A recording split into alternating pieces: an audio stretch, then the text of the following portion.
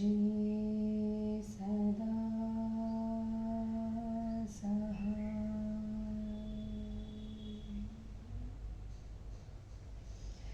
जय गुरुजी। अथ श्री वामन पुराणे 91 अध्याय। पुलत्स्य उवाच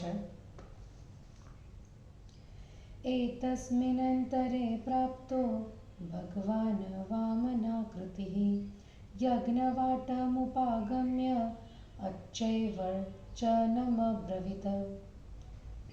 ओङ्कारपूर्वा श्रूयतो मखिस्मिन् तिष्ठन्ति रूपेण तपोधनानां यज्ञोऽश्वमेधः प्रवरः क्रतूनां मुख्यस्तथा सत्रिषु दैत्यनाथः।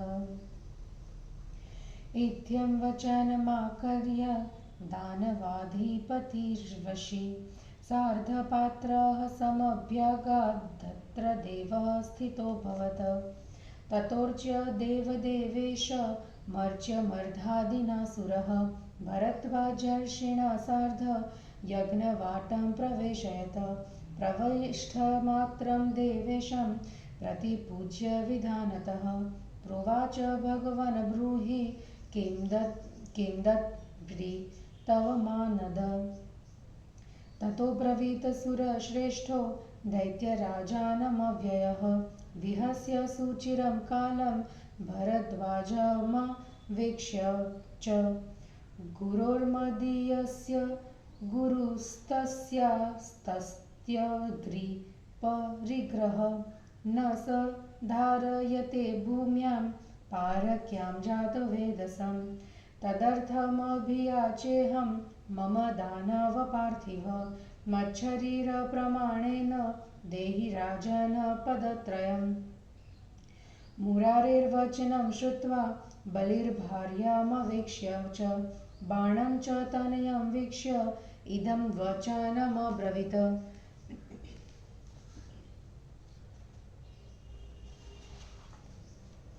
न केवलं प्रमाणेन वामनोऽयं लघुप्रिये येन क्रमत्रयं मौढ्याद् याचते बुद्धितोऽपि च। प्रायो विधाताल्पदीयां नारायणं बहिष्कृतानां च महानुभाग्ये धनादिकं भूरि न वै ददाति यथेह विष्णोर्न बहु प्रयासः।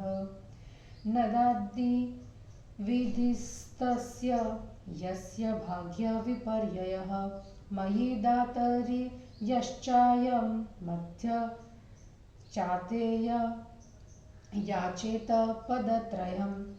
इत्येवमुक्त्वा वचनं महात्मा भूयोऽप्युवाचाथ हरिं धनुजः याचस्व विष्णो गजवाजिभूमिं दासी हिरण्यं यदभीप्सितं च। भवान् याचयिता विष्णो अहं दाता जगत्पतिः दातुर्याचयितुर्लज्जा कथं न स्यात् पदत्रये। रसातलं वा पृथिवीं भुवं नाम नाकमथापि वा एतभ्यः कथमं दद्धां स्थानं याचस्व वामन। वामन उवाच गजाश्वभूहिरण्यादि तदर्थिभ्यः प्रदीयताम् एतावता त्वहं चार्थी देहि राजन् पदत्रयम्। इत्येवमुक्ते वचने वामनेन महासुरः बलिर्भृङ्गारमादाय ददो विष्णो क्रमत्रयम्। पाणौ तु पतिते तो ये दिव्यं रूपं चकारः त्रैलोक्यक्रमणार्थाय बहुरूपं जगन्मयम्। पादे भूमिस्तथा जग्धे नभस्त्रैलोक्यवन्दितं सत्यं तपोजानुयुग्मे उरुस्तो मेरुमन्दरो विश्वे देवा कटिभागे मरुतो वस्तिशीर्षगः लिङ्गे स्थितो मन्मथश्च वृषणाभ्यां प्रजापतिः कुक्षिभ्यामर्णवः सप्त जठरे भुवनानि च वलिषु त्रिषु नदश्च यज्ञस्तु जठरे स्थितः। इष्टापूर्तादयः सर्वाः क्रियास्तत्र तु संस्थिता पृष्ठस्था वसवो देवः स्कन्धो रुद्रैरधिष्ठितो बाहवश्च दिशः सर्वा वसवोष्ठौ करे स्मृतः हृदये संस्थितो ब्रह्मा कुशीलो हृदयास्थिषु श्रीसमुद्र उरो मध्ये चन्द्रमा मनसि स्थितः ग्रीवादितिर्देव माता विधास्तद्वलय स्थिता मुखे तु साग्रये यो विप्रः संस्कारा दशनश्चदा धर्मकर्मार्थमोक्षीयः शास्त्रः शौच समन्वितः लक्ष्म्या सह ललाटस्थः श्रवणाभ्यामत्थाश्चिनो श्वासस्थो मातरिश्चा च विश्वा च मरुतः सर्वसन्धिषु सर्वसुक्तानि दशन जिह्वा देवी सरस्वती चन्द्रादित्यो च नयने पक्ष्मस्था कृतिकादयः शिखायां देवदेवस्य ध्रुवो राजान्यशीदत तारका रोमकूपेभ्यो रोमाणि च महर्षयः गुणौ सर्वमयो भूत्वा भगवान् भूतभावनः क्रमेणैकेन जगतिं जहार सचराचरं भूमिं विक्रममाणस्य महारूपस्य तस्य वै दक्षिणो भूतस्तनश्चन्द्रः सूर्यो भूदथ चोत्तरः नभश्चाक्रमतो नाभिं सूर्येन्दुसव्यदक्षिणो द्वितीयेन क्रमेणाथ स्वर्महर्जनतापसा क्रान्तार्धार्धेन वैराजं मध्येना पूर्यताम्बरं ततः प्रतापिना ब्रह्मन् बृहद्विष्णवदृणाम्बरे ब्रह्माडोदरमाहत्य निरालोकं जगामः विश्वाद्रीणा प्रसरता कटाहो भेदितो बलात् कुटिला विष्णुपादे तु समेत्य कुटिला ततः तस्य विष्णुपदित्येवं नामाख्यातमभून्मुने तथा सुरनदीत्येवं तामसेवन्ततापसः भगवानप्यसम्पूर्णे तृतीये तु क्रमे विभुः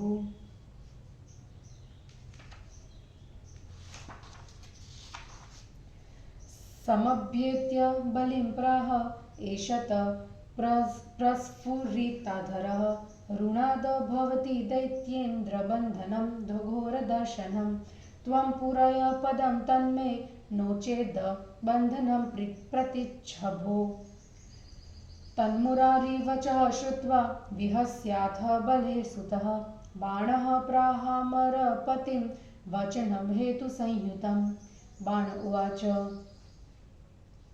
कृत्वा महिमल्पतरां जगत्पते स्वायम्भुवादिभुवनानि वेशट कथं बलिं प्रार्थयसे सुविस्तृतां यां प्राक् भवान्नो विपुलामथाकरोत् विभो महीयावतीयं त्वयाध सृष्टा समेता भुवनान्तराले तद्दत्ता च तातेन हेतावतीयं किं वाक्छलेनेश निबध्यतेध यानेव शक्या भवता हि पूरयितुं कथं वितन्याददितिजेश्वरोऽसौ शक्तस्तु सम्पूजयितुं मुरारे प्रसीद मा बन्धनमादिशस्व प्रोक्तं श्रुतो भवतापीशवाक्यं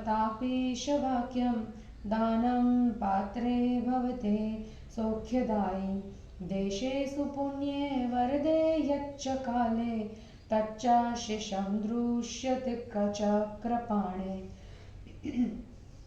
दानं भूमि सर्वकामप्रदेयं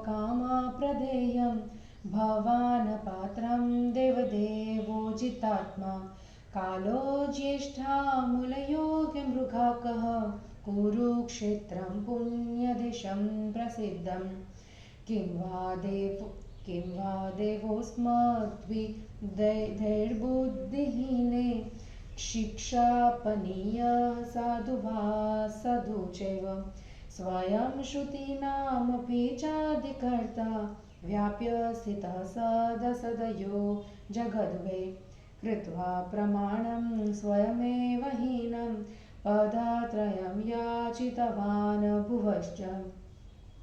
किं त्वं न गृह्णासि जगत्त्रयं भो रूपेण लोकत्रयवन्दितेन नात्राश्रयर्यज्जगदवे समग्रं क्रमत्रयं नैव पूर्णतवाद क्रमेण त्वं लदयितुं समर्थो लीलामेतां कृतवान् लोकनाथ प्रमाणहीनां स्वयमेव कृत्वा वसुन्धरां माधव पद्मनाभ विष्णो न बन्धासि बलिं न दूरे प्रभुर्यदेवेच्छति तत्करोति। पुलत्स्य उवाच इत्येवमुक्ते वचने बाणेन बलिसूनुना प्रोवाच भगवान् वाक्यम् आदिकर्ता जनार्दनः। त्रिविक्रम उवाच यान्तुक्तानि विचांसिथ्यं त्वया बालेय साम्प्रतं तेषां वेहेतुसंयुक्तं शृणु प्रत्युतरं मम पूर्वमुक्तस्तव पिता मया राजन पदत्रयं देहि मह्यं प्रमाणेन तदेतत् समनुष्ठितम्।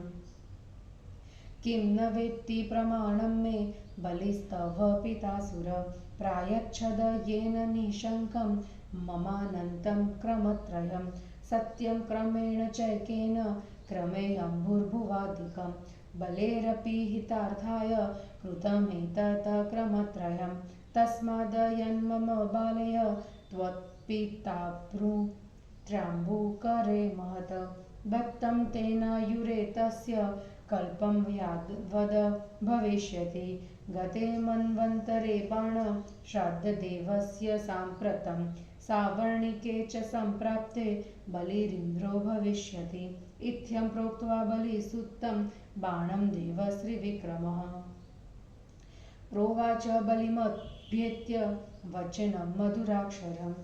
श्रीभगवान् उवाच आपूर्णाद दक्षिणाय गच्छ राजन महाफलं सुतलं नाम पातालं वस तत्र निरामयः। बलिरुवाच सुतले वसतो नाथ मम भोगाः कुतो व्यया भविष्यन्ति तु येनाहं निवस्यामि निरामयः। त्रिविक्रम उवाच सुतलस्थस्य दैत्येन्द्र यानि भोगानि ते धुना भविष्यन्ति महार्हाणि तानि वक्ष्यामि सर्वशः दानान्यविधिदत्तानि श्राद्धान्यक्षत्रिणानि च तथाधीतान्यव्रतिभिर्दास्यन्ति भवतः फलं तथान्यमुत्सवं पुण्यं वृत्ते शक्रमहोत्सवे द्वारप्रतिपदा नाम तव भावी महोत्सवः तत्र त्वां नरशार्दूला हृष्टाः पुष्टाः स्वलङ्कृताः पुष्पदीपप्रदानेन अर्चयिष्यन्ति यत्नतः तत्रोस्तवो मुख्यतमो भविष्यति दिवानिशं हृष्टजनाभिरामः यथैव राज्ये भवतस्तु साम्प्रतं तथैव साभाव्यथ कौमुदी च इत्येवमुक्त्वा मधुहादितीश्वरं द्विसर्जयित्वा सुतलं सभार्यं यज्ञं समादाय जगामतुर्ण सशक्रसंज्ञमरसङ्घजुष्टम् दत्त्वा मधोने च विभुस्त्रिविष्ठपं कृत्वा च देवानमखभागभोक्तृतम् अन्तर्दते विश्वपतिर्महर्षे सम्पश्यतामेव सुराधिपानां स्वर्गगते दातरि वासुदेवे शाल्वोऽसुराणां महता बलेन कृत्वा पुरं सौभमिति प्रसिद्धं तदान्तरिक्षे विचचार कामात् मयस्तु कृत्वा त्रिपुरं महात्म्य सुवर्णताम्राय समग्रसौख्यं सतारकाक्षः सह वैदुतेन संतिष्ठते भृत्यकलत्रवान् सः बाणोऽपि देवेन रते त्रिविष्टपे बद्धे बलौ चापि रसातलस्थे कृत्वा सुगुप्तं भुवि शोणिताख्यं पुरं स चास्ते सह दानवेन्द्रः एवं पुरा च प्रधरेण विष्णुना बद्धो बलिर्वामनरूपधारिणा शक्रप्रियार्थ सुरकार्यसिद्धये हिताय विप्रर्ष भगो द्विजानां प्रादुर्भवस्ते कथितो महर्षे पुण्याः शुचिर्वामनस्यादहारि श्रुते यस्मिन् संस्मृते कीर्तिते च पापं याति प्राक्षयं पुण्यमेति एतत् प्रोक्तं भवतः पुण्यकीर्ते प्रादुर्भवो बालिबन्धो व्ययस्य यच्चाप्यन्यच्छ्रोतु कामोऽसि विप्र तत्प्रोच्यतां कथयिष्याम्यशेषम्। हिंदी अनुवाद। वामन की बलि में यज्ञ में जाकर उससे 3 पग भूमि की याचना, वामन का विराट रूप ग्रहण करना एवं त्रिविक्रमत्व, वामन का बलिबंधन विषयक प्रश्न, बलि को वर, बलि का पाताल और वामन का स्वर्ग गमन का वर्णन। पुलत्स्य जी बोले, इतने में वामन के रूप में भगवान आ गए। यज्ञशाला के निकट आकर वे ऊंचे स्वर से बोले, ओंकार पूर्वक वेद मंत्र तपस्वी ऋषियों के रूप में इस यज्ञ में स्थित है। यज्ञों में अश्वमेध यज्ञ सर्वोत्तम है और दैत्यों के स्वामी बलि यज्ञ करने वालों में सर्वश्रेष्ठ है।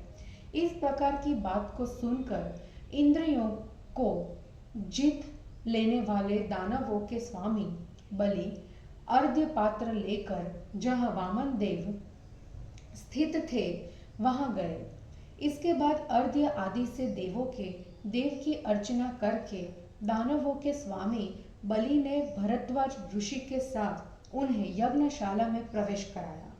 यज्ञशाला में प्रवेश करते ही बलि ने वामन भगवान की विधि पूर्वक पूजा की और कहा, मान देने वाले भगवान बोलिए, मैं आपको क्या दूं। इसके बाद देवों में श्रेष्ठ अविनाशी भगवान ने देर तक हंसकर और भरद्वाज को देखकर दैत्यराज ने कहा, मेरे गुरु के गुरु अग्निहोत्री यज्ञ के अनुष्ठाता है। वे दूसरे की भूमि में अग्नि स्थापन नहीं करते।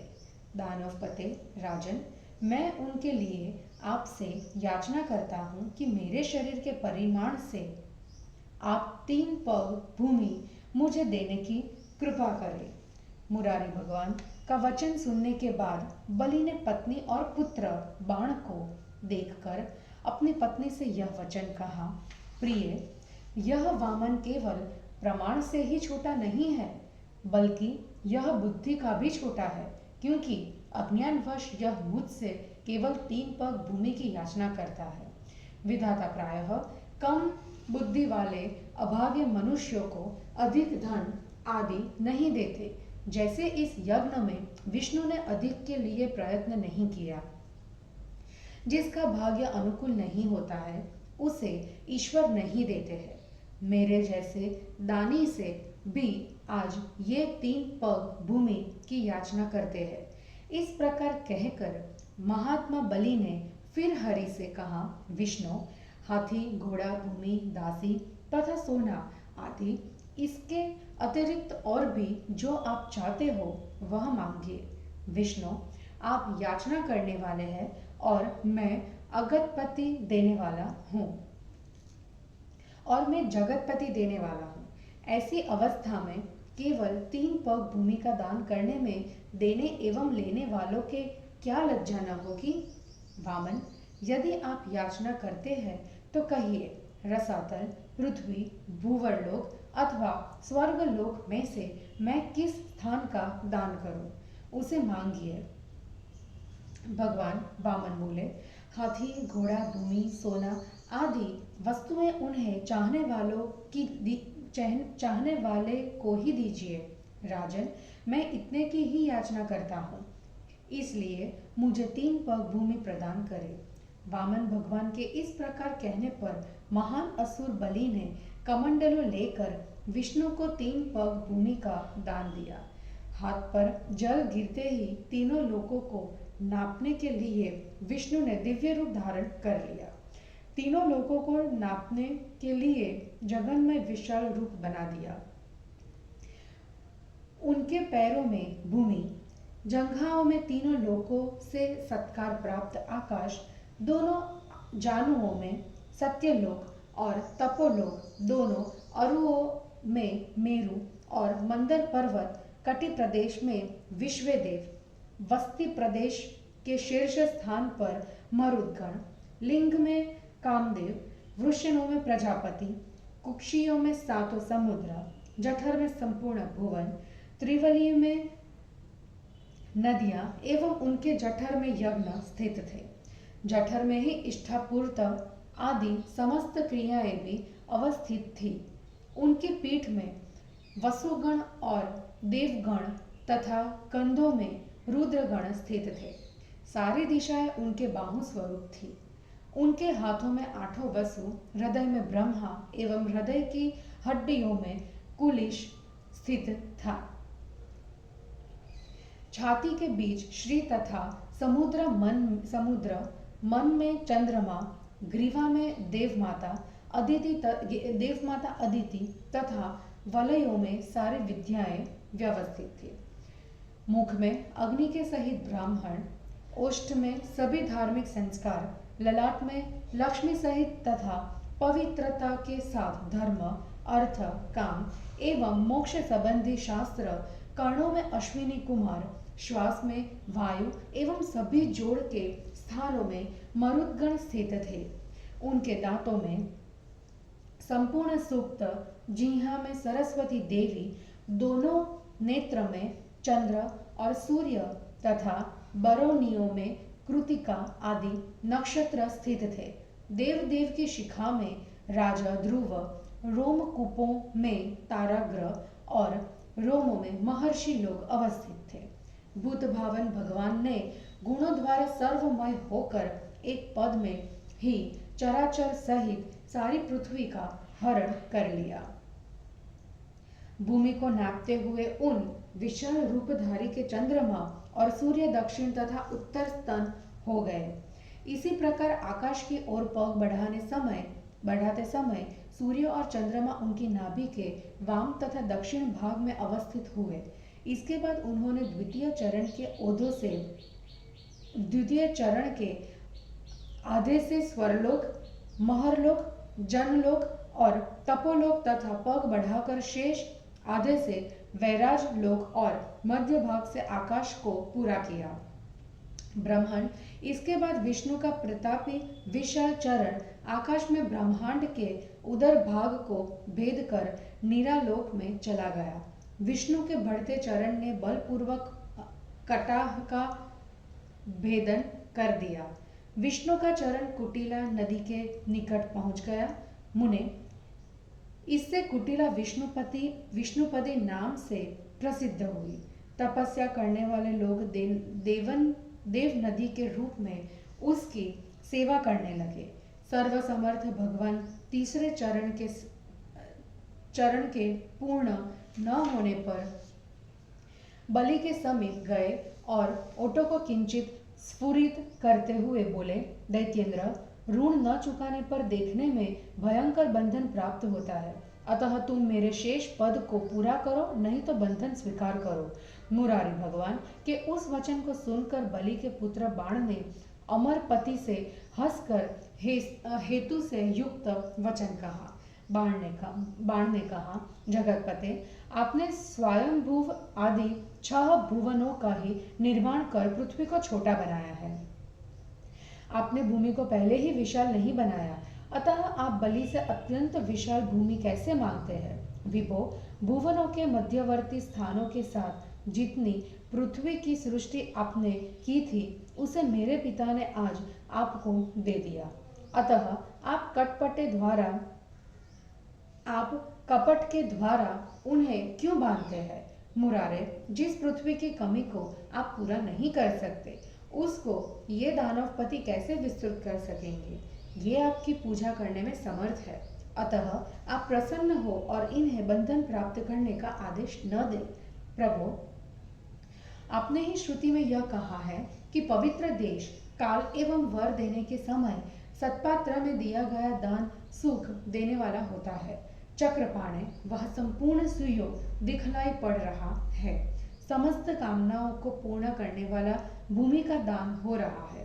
देवों के अधिदेव अपने आप को नियंत्रित रखने वाले आप पात्र है।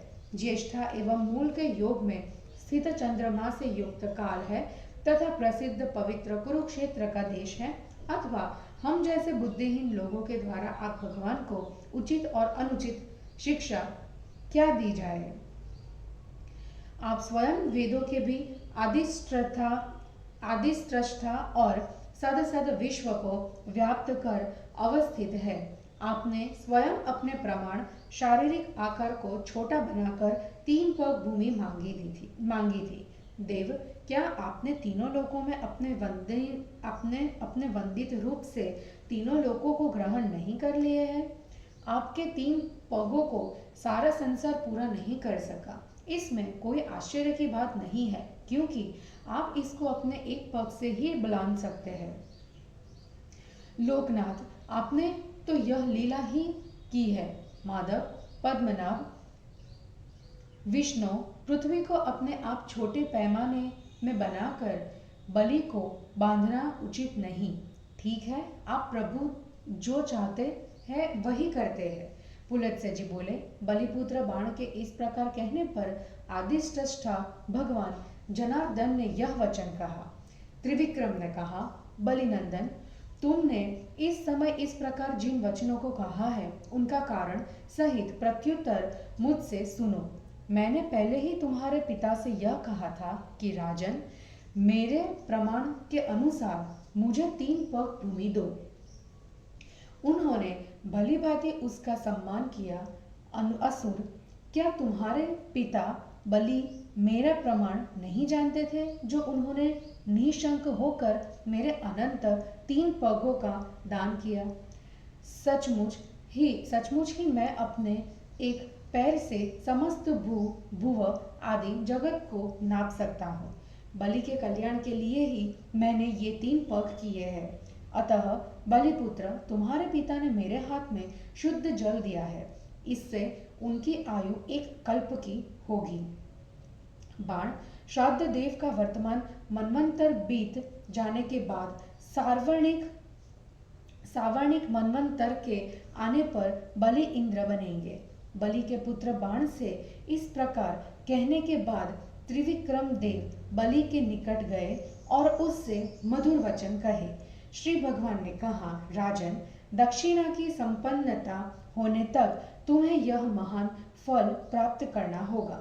तुम सूतल नामक पाताल में निरोग स्वस्थ होकर निवास करो।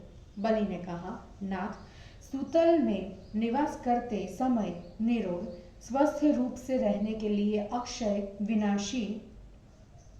अक्षय अविनाशी स्वास्थ्यप्रद भोग कहाँ से प्राप्त होंगे? त्रिविक्रम ने कहा, दैत्येंद्र, मैं इस समय तुम्हारे सामने उन संपूर्ण बहुमूल्य भोगों का वर्णन करता हूँ जो पृथ्वी के तल में निवास करते समय तुम्हें प्राप्त होंगे।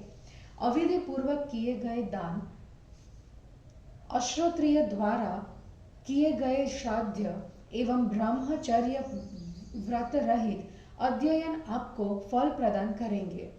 इंद्र, पूजन के बाद आने वाली प्रतिपदा को तुम्हारे पूजन के निमित्त दूसरा उत्सव मनाया जाएगा, जिसका नाम होगा द्वार प्रतिपदा।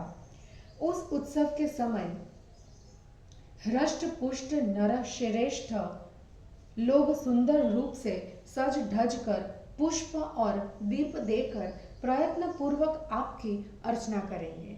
आपके राज्य में इस समय जिस प्रकार दिन रात जन समुदाय के प्रसन्न रहने के कारण सुंदर महोत्सव बना रहता है, उसी प्रकार उत्सवों में श्रेष्ठ वह कौमुदी नाम का उत्सव होगा।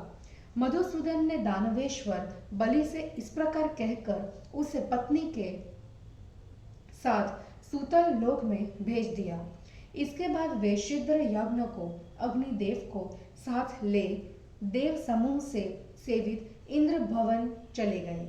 महर्षि, उसके बाद सबका पालन पोषण करने वाले व्यापक भगवान विष्णु इंद्र को स्वर्ग देकर और देवताओं को यज्ञ भाग का अधिकारी बनाकर देवताओं के देखते ही देखते अंतर्धान हो गए। ब्रह्मा वासुदेव के स्वर्ग चले जाने पर दानव शाल्व दैत्य की बड़ी सेना लेकर सौभ नाम का प्रसिद्ध नगर बनाकर इच्छानुसार आकाश में घूमने लगा। नौकरों और अपनी पत्नी के साथ महात्मामय सोने, तांबे एवं लोहे के 3 नगरों का निर्माण करके तारकाक्ष तथा वैद्युत के साथ अत्यंत सुखपूर्वक उनमें रहने लगा।